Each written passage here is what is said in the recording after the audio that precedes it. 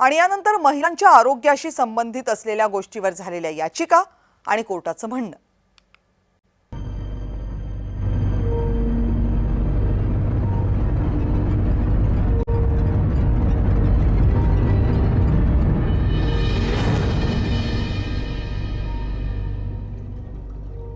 ही बातमी आहे सुप्रीम कोर्टामधून। मासिक पाळी दरम्यान महिलांना सुट्टी देणं हे सक्तीचं करा अशी याचिका सुप्रीम कोर्टानं फेटाळून लावली। अशी सक्ती केली तर कंपन्या महिलांना कामावरच ठेवणार नाहीत असं निरीक्षण कोर्टानं नोंदवलं। सरन्यायाधीश सूर्यकांत आणि न्यायमूर्ती जयमाला बागची यांच्या खंडपीठासमोर आज सुनावणी पार पडली। याचिकाकर्त्याला कोर्टानं झापलं। फक्त प्रसिद्धीसाठी केलेली ही याचिका आहे। सक्तीचे आदेश आम्ही दिले असते तर त्याचा महिलांच्या करिअरवर काय परिणाम झाला असता याचा विचार तुम्ही केलाय का, या शब्दात कोर्टानं ताशेरे ओढलेत। काय नेमकं म्हणालं कोर्ट याबाबत बघूया। आम्हाला याचिकाकर्त्यांच्या हेतूवरच मुळात शंका येते।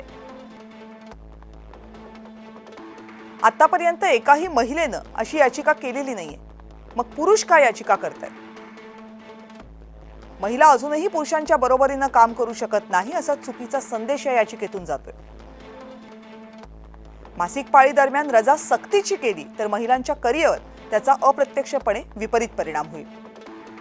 रजा सक्तीची केल्यावर कार्यालयांमध्ये कशा प्रकारची मानसिकता निर्माण होईल याचा कधी विचार केलाय? रजा सक्तीची केली तर अनेक लोक महिलांना कामावर ठेवणंही टाळतील। महिलांसाठी विशेष कायदे करावेत हे घटनेलाही मान्य आहे, पण नोकरीच्या बाजारातलं वास्तवही आपल्याला लक्षात घ्यावं लागेल। कंपनी स्वतःहून रजा देत असेल तर उत्तम गोष्ट आहे, पण तुम्ही जर सक्ती केली तर महिलांच्या करिअरचं तुम्ही किती मोठं नुकसान कराल हे तुमच्या लक्षात येत नाहीये। सर्व संबंधित संस्थांशी चर्चा करून सरकारने याबाबतचा निर्णय घ्यावा।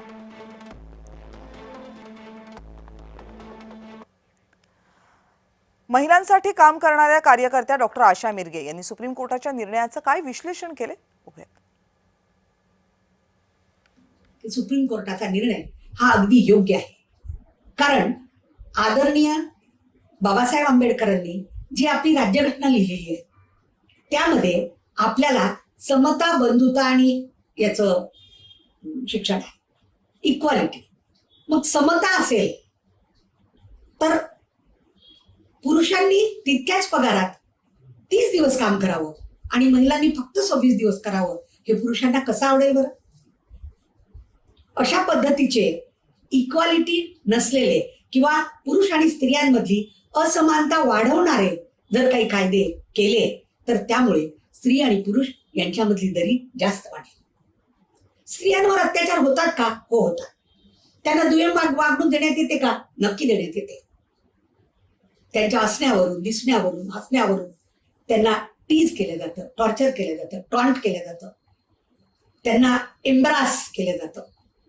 हे जितकं खरं आहे तितकंच हे खरं आहे की जर अशा पद्धतीनं महिलांना कोर्टाच्या न्यायाप्रमाणे फेवर मिळाला तर पुरुषांना ते आवडणार नाही आणि रिॲक्शनरी काही पुरुष जास्त त्रास द्यायला लागतील। आणि मुख्य मुळात मी स्वतः MBBS, DGO, LLB आहे। मासिक पाळी म्हणजे काय? तर मासिक पाळी म्हणजे जर प्रेग्नन्सी राहिली नाही, स्त्रीबीजातून बाहेर पडलेल्या अंड्याचं फलित झालं नाही, बाळ पोटात राहिलं नाही, तर त्या बाळासाठी तयार झालेलं जे गर्भाशयातलं वातावरण आहे, जे काय रक्त आणि ग्लँड्स आहेत, त्या शेड ऑफ होऊन बाहेर पडणे, दिस इज अ फिजिओलॉजिकल थिंग। त्या दिवसांमध्ये 4 दिवस कंप्लीट आराम घ्यावा वगैरे असं 100% महिलांमध्ये गरजेचं नसतं। त्या दिवसांमध्ये थोडासा आराम मिळावा आणि सहकार्याने एकमेकांच्या, एखाद्या पुरुषाचा पाय फ्रॅक्चर झाला, आजारी पडला, कुटुंबात काही झालं तर आपण सगळे जसं त्याला सांभाळून घेतो, असं प्रत्येक महिन्याच्या त्या 4 दिवस जर सगळ्यांनी मिळून त्या महिलेला सांभाळून घेतलं तर ती कामही करू शकेल।